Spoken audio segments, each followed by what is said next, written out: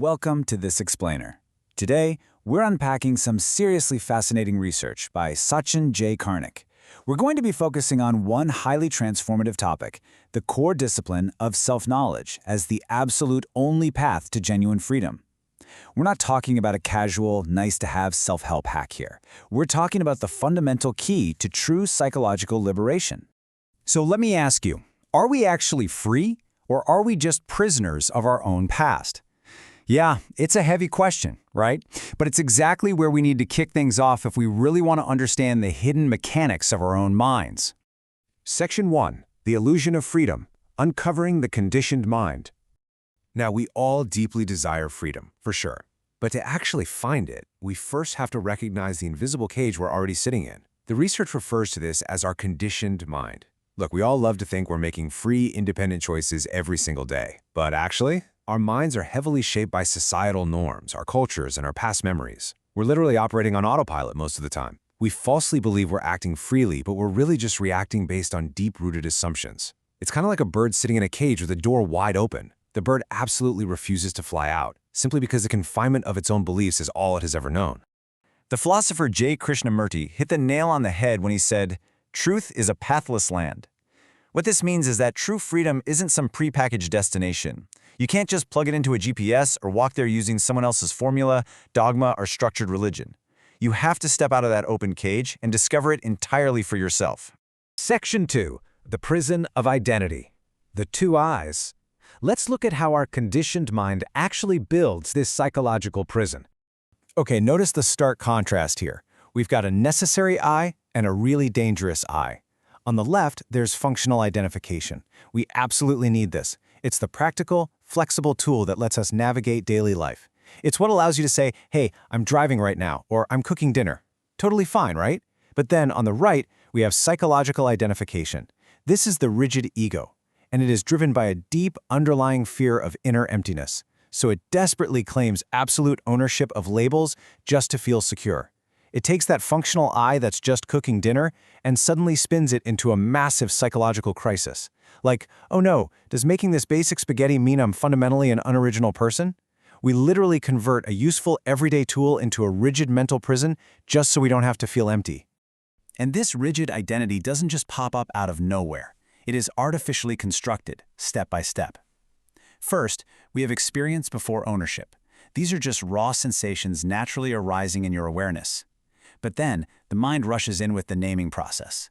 It slaps a verbal label on the feeling, instantly tying the present moment to the past.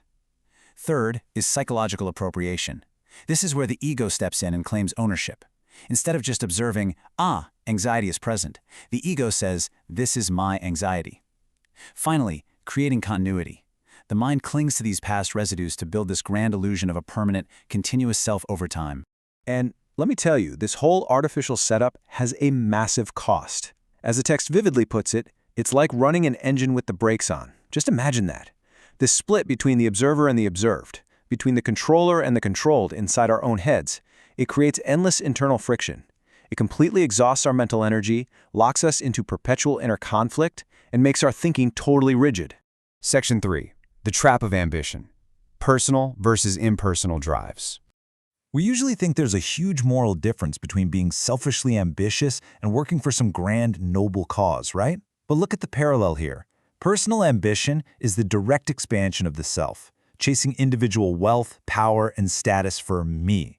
It relies heavily on comparing yourself to others, which naturally breeds envy. But impersonal ambition? That is just a cloaked expansion of the self. You identify with a larger cause, maybe a nation, an ideology, or religion. You project this future utopia to avoid dealing with the messy reality of the present. You might tell yourself, I'm doing this for the cause, but underneath it all, it is the exact same egoic drive for security and importance. It's just wearing a really good disguise. Ultimately, both forms of ambition are identical at their root. It's a mere substitution of labels. You're just working for the cause instead of the I. Both share that exact same root fear of inward emptiness. And honestly, what's even scarier is that impersonal ambition can be far more dangerous, because it often justifies ruthlessness, exclusion, and collective aggression, all in the name of a glorious duty.